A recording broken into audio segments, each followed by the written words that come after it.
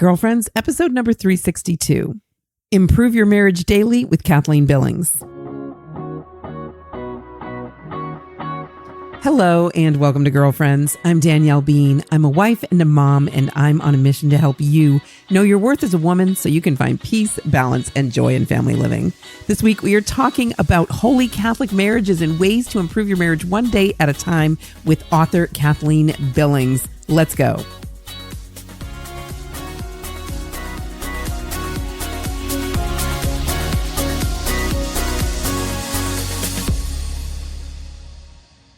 Hey, girlfriend, how are you? So glad you are here.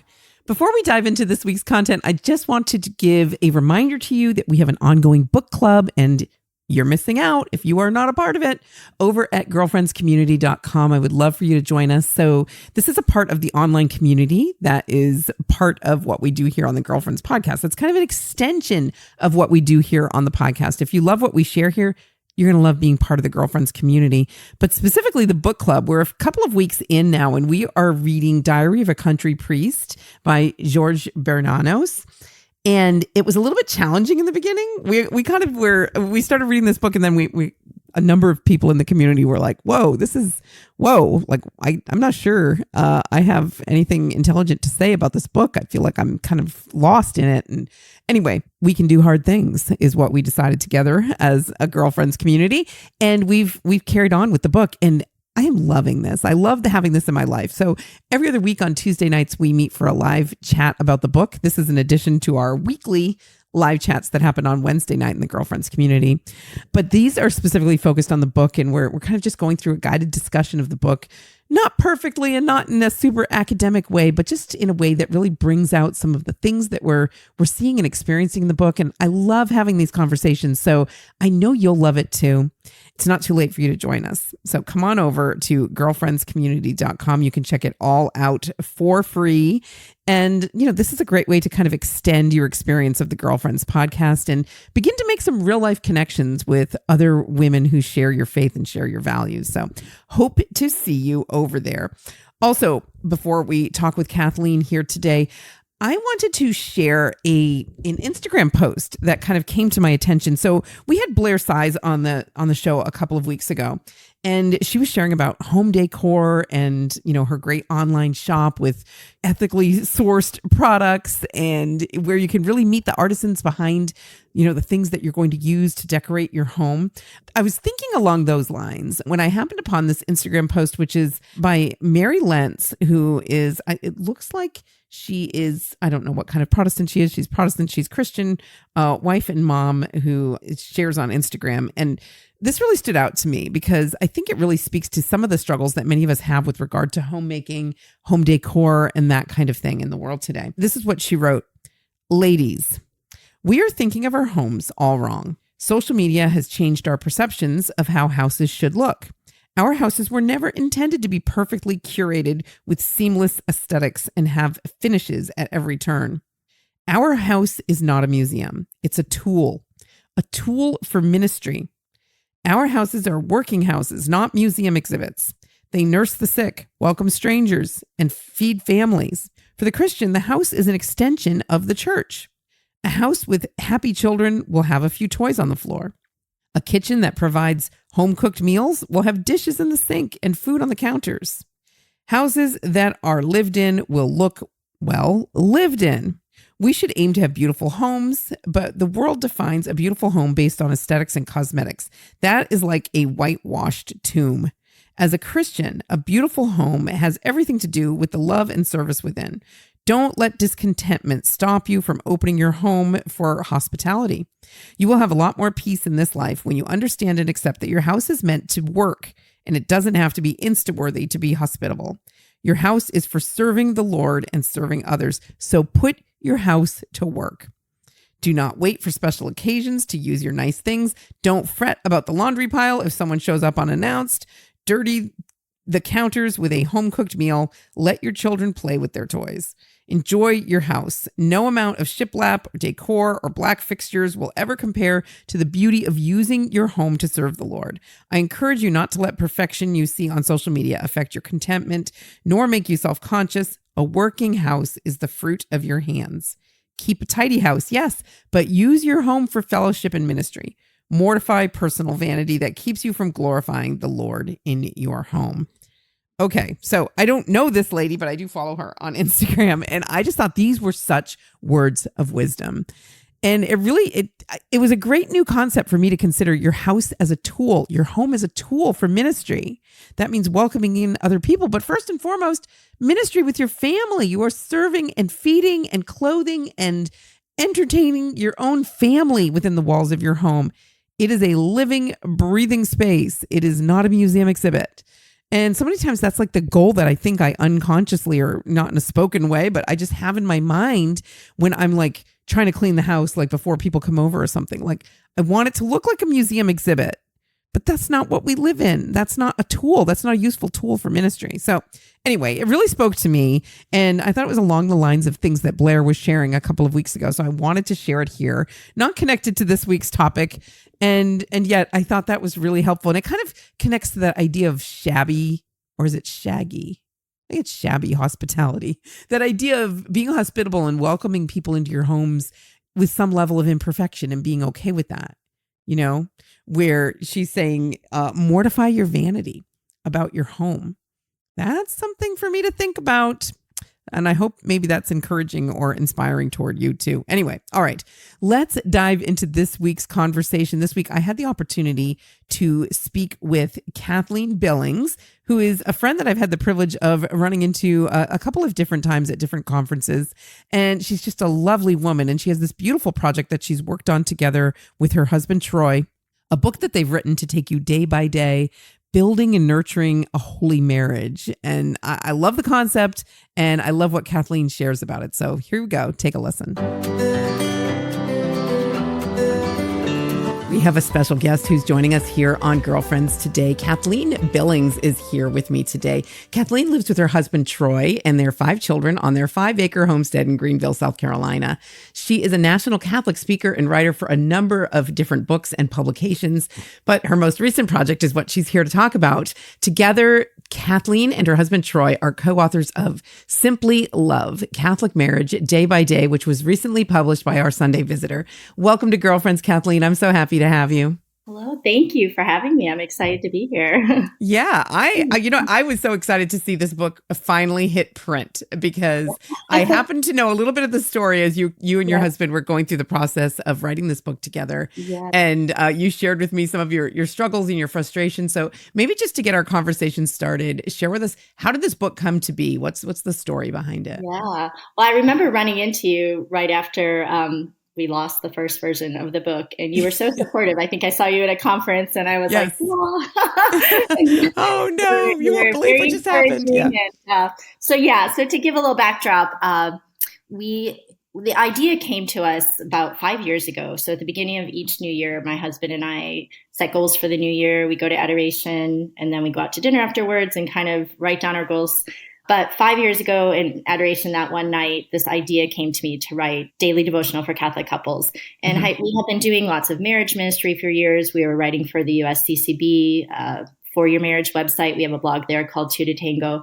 So we had kind of, been writing and speaking on marriage for quite a while up to that point. And so when this inspiration came to me, I thought, surely somebody has written a book like this. There's a lot of books out there on marriage. There's a lot of Catholic books specifically on marriage, but there actually has never been a book written that's a daily devotional, something that couples can sit down every day for a few minutes and reflect on marriage together. So over the next few months, kind of researched it a little bit more, prayed about it, had a chance to pitch it to Our Sunday Visitor at a conference in July of 2018. They were excited to publish it. So over the next year, we wrote the book together. So I had pitched it originally for myself to write it, although my husband is a great writer also, but just a little busier probably than I am. But they asked if we could both co-write it. So we did co-write it. And the few months leading up to the deadline of when the book was due, which was July of 2019, we had a lot of spiritual warfare kind of surrounding the whole final last few months of writing the book. From we have 2 cars. Both of our cars were in serious car accidents, one of which put our whole family in the ER for several hours with some complications. I had a miscarriage. We had just a compilation of lots of things that happened within a very short amount of time that obviously were very distracting and very challenging things to go through as a family. Probably the biggest being my husband had traveled a lot up to that point, but never overseas very frequently. But about 4 months before the book was due, he was assigned a project in Costa Rica, and we were living in Chicago at the time. Okay, yeah. He was asked to go to Costa Rica every week, which like door to door was about 10 hours. So you can imagine the toll that would take on a family and a marriage. And so literally we were like physically separated like 90% of the time for the last 4 months before the book was due. So he was writing in the airplane. I was writing at home. We were having a lot of, phone calls. So it was just a challenging time. So it finally was all done. We went to submit the book. It was about 10 p.m. on a Sunday night. He was getting ready to fly out again about 3:30 in the morning the next day. I'm not good with technology. So he's always kind of helping me with that stuff. I'm like, I need you to such a large file. Can you help me upload it to send it off? So as we were uploading the book, we kind of got the screen of death. My computer crashed, and when we rebooted it, it was the book and the backup book was completely gone from the hard drive. I also had it saved in OneDrive in the cloud. And then just a small amount of the book, about 25 of the devotions were saved on a flash drive. Definitely learned my lesson through all this to have it saved in more locations than I did currently at that time. But I thought that was enough. I was naive at the time thinking, okay, it's on the hard drive, it's in OneDrive. And even when something is in OneDrive, it usually goes to the recycle bin, and you have 30 days before it's deleted from the recycle bin. Well, we have a good friend that did computer forensics for the FBI. So he kind of has all the latest and greatest technology. So he took my computer for about 30 days, studied everything, found that a malicious virus was written to attack this specifically. And I think I saw you sometime in those 30 days. It was right in there. You were right in the midst of it. And I was like, I cannot believe this girl's story. Yeah. So it was really, it was devastating, as you can imagine. Yeah. Because we had poured so much of our time and hearts into writing this book. But clearly God has obviously had a bigger plan and much often what he puts out there for us is much different than what we expect, right? Yes, exactly. We're heading one way and God's like, oh no, we're going a different direction here. So he's brought a lot of beauty out of it, but there was a virus written specifically to attack it on the hard drive and in OneDrive. And the code was written in such a way that did not allow us to actually retrieve the book until day 31. So it's in the recycle bin for 30 days, and at 31, then it goes out of the recycle bin. My husband can explain this a little bit better, the technology side than I can. But the way I understand it is because of the way the code was written, we were never able to retrieve it from OneDrive. Obviously, we had conversations with Microsoft and whatnot, but in the end, we lost the entire book. And minus the 25 we had saved on the flash drive. And so we had to rewrite the whole book. Our Sunday visitor was very gracious and understanding. But then the pandemic hit. So it's been this very long journey from when we first wrote the book to it finally now coming out. So it officially was launched on Valentine's Day, the last day of National Marriage Week. So just last week. That's so great. So it's super exciting to finally see it in print and almost surreal because it's been such a long journey. Yeah. From beginning to end. Yeah. Yeah. Did you find in that rewriting process, were you approaching it differently? Were you trying to actually remember specifically what you had written, or were you just like, what did that process look like? I'm fascinated as a writer. Like, I don't know. That's a challenge. It definitely was very challenging because I was like, wait, did I already write this? Because it's a daily devotional. Mm-hmm. And each day starts with a quote from either a saint or scripture. Then there's a reflection, then a prayer, which that part we're super excited about. But I really had a hard time remembering, like, have I used this quote? And I did have a system, to mark it off, but because there's so much information in your head, it was challenging definitely the first time to make sure I wasn't repeating myself or that kind of thing. But as far as being prepared to not lose it, like on the technology side, I saved it in a gazillion places. I had I would be so paranoid. I know. And then we had, of course, we had a lot of people praying for us the first time around, but we kind of upped our game the second time and had people very specifically praying for us. I had my St. Benedict medal sitting on my computer every time I wrote, bless my computer with holy water, kind of was spiritually prepared and, just on my computer. Yeah. Yeah.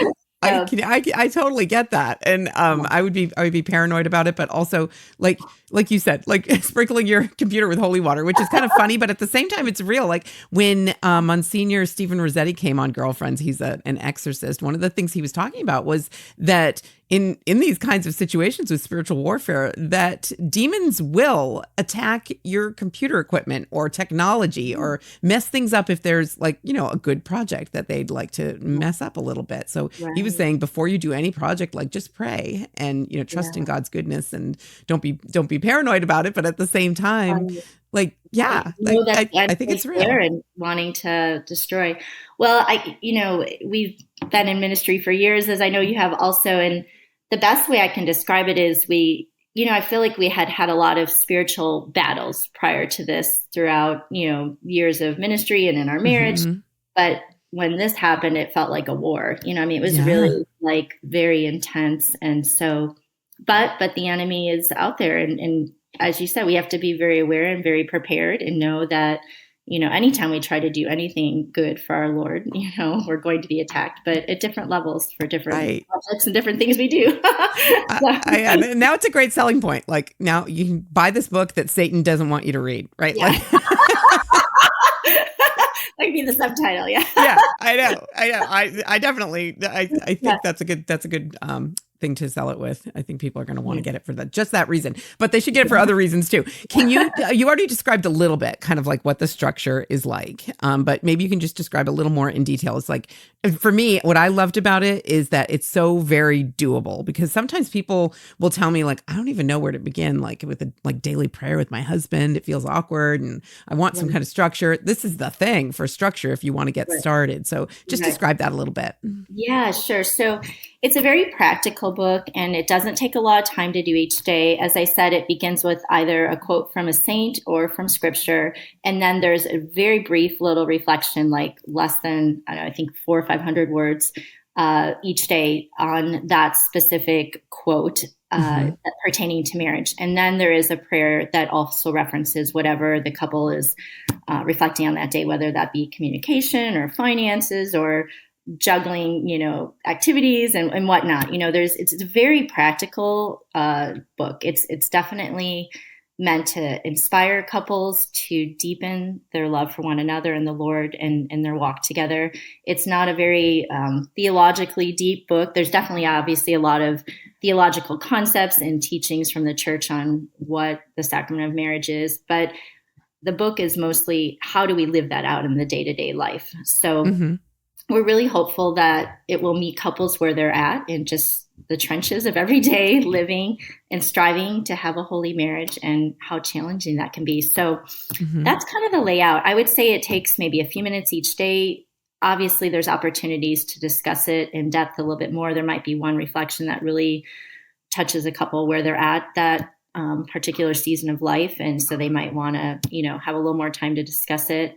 But, I have one friend that said she just got it on her Kindle because she travels a lot, and then she got the hard copy for her husband. So it's a doable opportunity for couples every day, whether, you're not together or you are able to be together to do it. You can take those few minutes, whether over the phone or together, to just come together and, have a little bit of time to enrich your marriage. So, yeah, I love that. I love how practical it is. And it's very encouraging to people that maybe aren't, praying for and inside of their marriage in that way. So it's a useful tool for that reason.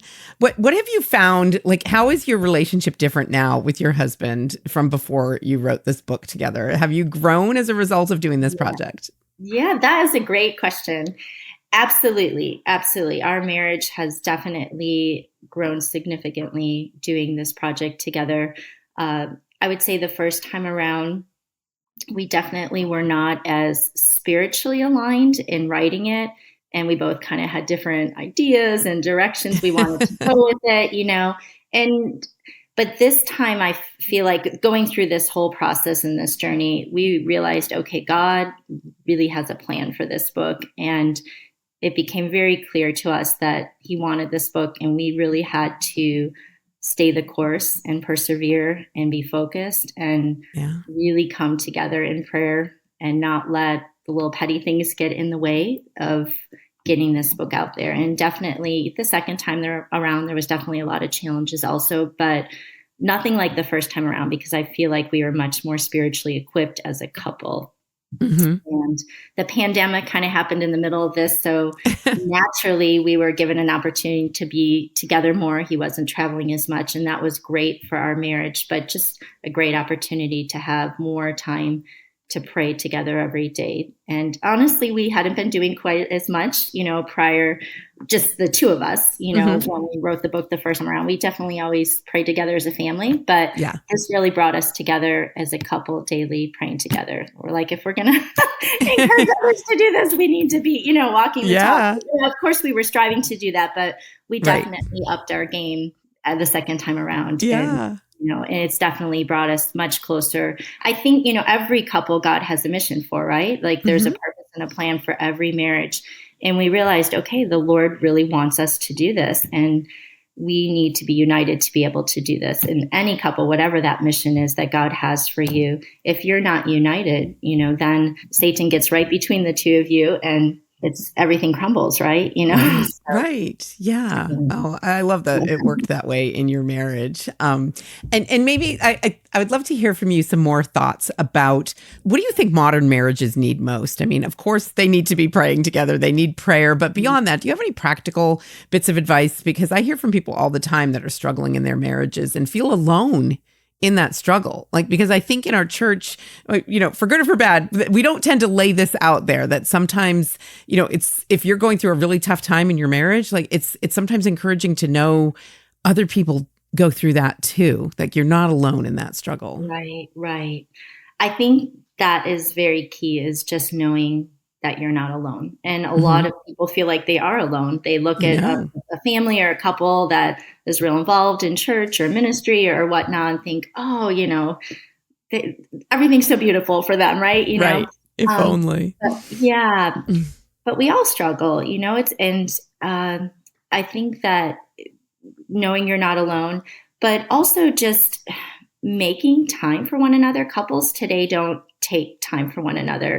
And I think that's where the enemy enters in, and also where couples can become very disconnected. It's not necessarily that they're doing one thing or another that's annoying their spouse. It's because they haven't taken that time to connect each day. Trey and I often speak on marriage, and one thing we will tell couples is take at least 15 minutes a day to connect. 15 minutes is only 1% of your time. Like if you're not taking 1% of your day to just connect with your spouse, there's something wrong. So often there's a lot of miscommunications and struggles in marriage just because couples are not making time for one another. And that's hard to do. We get pulled in so many directions, but I would think the most important thing to recommend to couples is to just make sure you're taking that time to connect, to listen to one another, see what's on the other person's hearts, what they're struggling with. And then also community. It's really important to have a few good friends, other couples that are in the trenches and that you pray with and encourage and talk to, not necessarily to complain about your spouse, but to be able to share things that you each are struggling with and to pray for one another and encourage one another. Yeah. So you and Troy have that kind of community where you live? We are very blessed to have that. Yes, we are. Yes. Oh, that's lovely. But someone might be listening right now and saying, well, good for you, but I don't have that, right? Where would you suggest people get started to look for that kind of connection or other couples in their community? Right. Good question. Well, obviously church, but if it's not naturally happening at your parish, you might want to see if there's any ministry specifically at your church that target marriages. Unfortunately, traditionally in the church, there hasn't been a lot of ministries for couples trying to grow their marriages. It's more if you're divorced or if you're widowed or marriage prep, but those of us in the trenches trying to live it, there's not traditionally a whole lot. I think there's definitely been a push in the last, 5 to 8 years to have more in a parish setting, and the larger parishes typically do have something at least a few times a year. But if your parish does not have something, maybe talk to your pastor, talk to somebody who's in adult faith formation at your parish, say, hey, this is a need I have, or there's some other couples that you know in the parish that we might connect with. Yeah. Sometimes even just a mom's group at your parish, you might be able to find a couple through that. But that's the purpose of parish life, right? To have that community. So it's a great place to start. It's not always where you're going to necessarily find it, but there's definitely people, I think, that you can target at your parish to ask to help you. Right. Sometimes it just takes being proactive like that. Yeah, I think a lot of times, whether it's in our friendships or if we're looking for other couples we can connect with, that we feel very passive about it. Like we're waiting for someone to approach us. Well, if everybody's just waiting for someone to approach them, they're never going to get connected, right? So you need somebody to step out first and look to make that connection. So important to keep that in mind. But besides in real life mentors, do you have some favorite saints, your go-to saints with regard to praying for your marriage or examples for you in marriage? Yeah. Well, Saint Joseph has always been one of my favorites. Yeah. And something I've recently started doing is, Wednesdays is St. Joseph's Day. So that's a great day for us as wives to be praying for our husband, maybe specifically fasting for your husband if you can. Mm-hmm. So he's definitely one of my favorites. Saint Therese of Lisieux, she wasn't married, but she talks about the little way. And I think often we're always thinking we've got to do big things for God, but it's the little things we do each day, right, that make a difference, especially in loving our spouse, loving our family, living a holy life. So I especially love Saint Therese as a model for just finding holiness in the everyday little things that we can do, whether that's, like at dinner time. Like I know my husband likes to sit down and eat dinner, not be interrupted. Now he's always gracious if there is an interruption. But if I can, help clean up that mess that our, son in the middle of dinner spilled his milk or whatever, Right. Let him keep eating. It doesn't bother me as much as it bothers him, right? So that's something little I could do just to love him in the moment. Right. So I feel like St. Therese is great with offering us a lot of examples of loving in the little things each day and turning those ordinary moments into extraordinary moments for God in our marriage and in in our family. Yeah, so that's beautiful. Saint Joseph, those are two of my favorites. Yeah, and I agree though that her little way is very applicable to married life. Like I've often thought of it because it's in those little things that really end up mattering a lot. Like the little sacrifice you might make, like that annoying thing he does, like and I always remember her description of a sister that kind of got on her nerves and how she like went out of her way to really love that sister to the point where that sister said, "I'm her favorite," and so, and he is your favorite, right? So let's put up with those little things and offer up those little sacrifices. And just, there's such a beautiful calling to everyday holiness in that. Absolutely. One little neat story I can share is, the day that I pitched the book to the editor at our Sunday Visitor, it was in the context of a conference. And that day, Mass was in the evening, and I pitched the book that morning. And I remember looking at the saint of the day, and I don't even remember which saint it was. It was sometime late in July. But I remember thinking, oh, it's not a saint that I'm really familiar with or a more common saint. That's okay, So, but that evening when I went to Mass after pitching the book, it happened to be a Franciscan priest who was doing Mass that night. And he said, for us Franciscans, there's so many Franciscan saints that we have our own saint calendar. And today's feast day for the Franciscans is the day that the San Damiano cross spoke to St. Francis and said, "Go and rebuild my church, which you see is falling into ruin." And that, I just remember sitting there at Mass that night and being like, okay, Lord, this is your mission for me, for Troy and I, for our marriage. And for those not familiar with the story, St. Francis took it literally at first, like he was supposed to physically rebuild a church in Assisi, but soon realized that he was supposed to rebuild the church from within that was really struggling at that time, right? And if you look at, society now, look at the church now, that if we don't rebuild marriages and family life, it's going to keep crumbling. So I feel like that is our mission. That is where God is calling us to use our gifts, our skill sets, our resources to help in whatever way God can use us to help rebuild marriages. And starting out by striving to live a holy one ourselves and be an example. So that was very significant to hear that. And then kind of fast forwarding, our contract with our Sunday Visitor actually was written on the Feast of St. Francis. So he's definitely been an intercessor for us. But, another saint kind of guiding you through this publishing Yeah. process. I love it. All right. Well, before we run out of time, I want to know, where can people find out more? I mean, can you get the book on Amazon? You mentioned that you write together a blog for the USCCB. Is that an ongoing thing that people can check out? Share the information with us. Yes. Okay. So the book, Simply Love, Catholic Marriage Day by Day, is published by our Sunday Visitor. So obviously our Sunday Visitor website, you can get it there, but it's obviously on Amazon. It is kind of all over. We just found it on the Target website the other night. Nice. Target, you have arrived. Yeah. So it's several Catholic bookstores online have it. Probably the most common, easiest one for people to get it is on Amazon. But we also have a blog called seasonsoftheheartandhome.com. There's a link on there to purchase it. And there's some other marriage resources. We no longer write for the USCCB, but our blog is still up there, and that is called Two to Tango. Okay. Because China not dancing.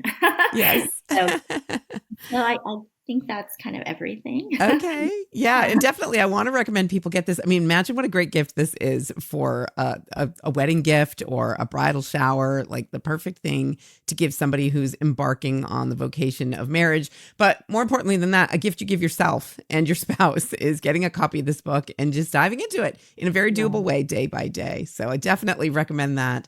Kathleen, I want to thank you, and thank you to your husband, Troy, for making the time to write this book twice and make sure that it gets out there to the people. I'm so grateful to you, the generous way that you share your gifts. And thank you so much for coming on Girlfriends to talk about it. Oh, thank you so much. Thank you for all you do and just for the opportunity to share our story here today. Happy to do it. All right. We've got more of the show coming up for you. But first, we're going to take a quick break. I'm Danielle Bean, and you're listening to the Girlfriends Podcast. Hi, my name is Father Mike Schmitz. I am the host of the Catechism in a Year podcast. If you've been following along with us, you know that God's plan for us is a plan of sheer goodness, that he wants to bring us into a relationship with him. You know that already. One of the ways that God actually brings us into this relationship and keeps us, sustains us in this relationship is through the sacraments. Again, you might know that already. You might further know that so many of us miss out on the beauty and the power of the sacraments. But Ascension has an answer to this. Ascension has created 2 new programs. One is called Renewed, Your Journey Towards First Reconciliation. The second is Received, Your Journey Towards First Holy Communion. We know that our youth, they're our future. And yet at the same time, it's so hard oftentimes to reach them with this incredible news of God's love for them in reconciliation, God's love for them in the Eucharist. If you want to check out Ascension's new program, Renewed, Your Journey Towards First Reconciliation, and Received, Your Journey Towards First Communion, go to ascensionpress.com and sign up for a free preview.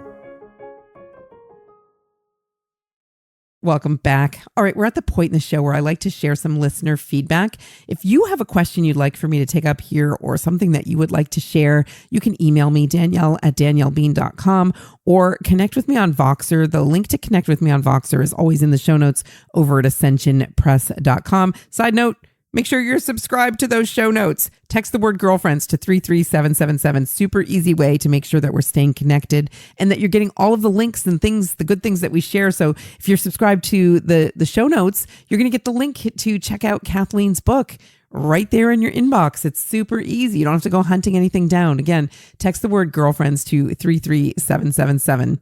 But here's what I heard this week. It's just a story, not really a question from Anne, but I thought it was kind of related to the question that I took last week from Anna, ironically enough, the 18-year-old young lady who is thinking about marriage and wondering how to meet good people. So here's what Anne sent to me. Hello, I'm Anne, and I stumbled upon your Girlfriends podcast last summer. Since then, I have been listening to the past episodes while doing housework, at the gym, driving, etc. Your wisdom and advice is very much appreciated and needed. I believe that God sent me to your podcast, and you have blessed me beyond measure with your words. Thank you so much, Anna. That's very encouraging to hear. I recently listened to an episode from last March titled Finding Hope in God's Plan with Julianne Bartlett, and the episode with your daughter talking about dating. And I just felt a strong urge to email you with the story of my husband and me. We met on Match.com in July of 2018. Your daughter mentioned that in her episode, and I can say that definitely can work. Your words with Julianne made me chuckle when you said that we really can limit God's plan when we try to fit that plan into our box. On my dating profile, I had an age limit of 5 years older than me, so I only could see men that fit that age range. Luckily, my husband was more open and did not have as tight an age range because he could see my profile and reached out even though there was a 12-year age gap. Now, I had no intention of being in a relationship with someone 12 years older than me, but something in me felt called to try it out. From the first date, we hit it off great. It felt so natural to be with him. The only time I even notice our age difference is when we talk about our childhoods, which were very different. I don't know if I ever would have met him because I had my blinders on. We also found out that we have several situations that could have potentially led us to meeting in person too that were just kind of insane. We got engaged in November of 2019 with the plan of getting married on the second anniversary of our first date in July 2020 with all of our friends and family. Then my plan for my life changed with COVID. We were still able to get married, but we had to make some hard decisions about who to uninvite. We'd already sent out save the dates before everything shut down. I am happy with our decision to get married with a smaller gathering. My husband's grandparents celebrated their 65th wedding anniversary a couple of days before our wedding. We had the deacon give them a special blessing during the wedding. His grandma stood up unexpectedly after the blessing and told us to always say, "I love you" to each other every night before we go to bed, even if we are mad and even if it's through gritted teeth. It was by far the most beautiful part. His grandma passed away a couple of months later, so we would have missed out on that beautiful display of married love if we would have waited to get married later. I just felt called to share our story with you after listening to several podcasts that sparked memories of it. Thank you for sharing so beautifully and faithfully. I hope you have a great day. God bless, Anne.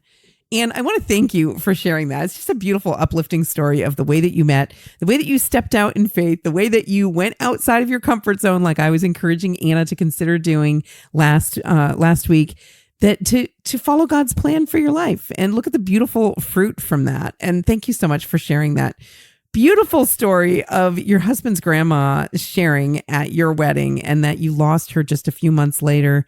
I'm so grateful that you have that memory with her and that she shared those beautiful words of advice and wisdom. I bet they're going to stick with you all the more because of that. Even if you don't feel like saying "I love you" each night, you're probably going to do it for grandma, if for nothing else. So I love that beautiful, beautiful story. It's so encouraging and inspiring to me.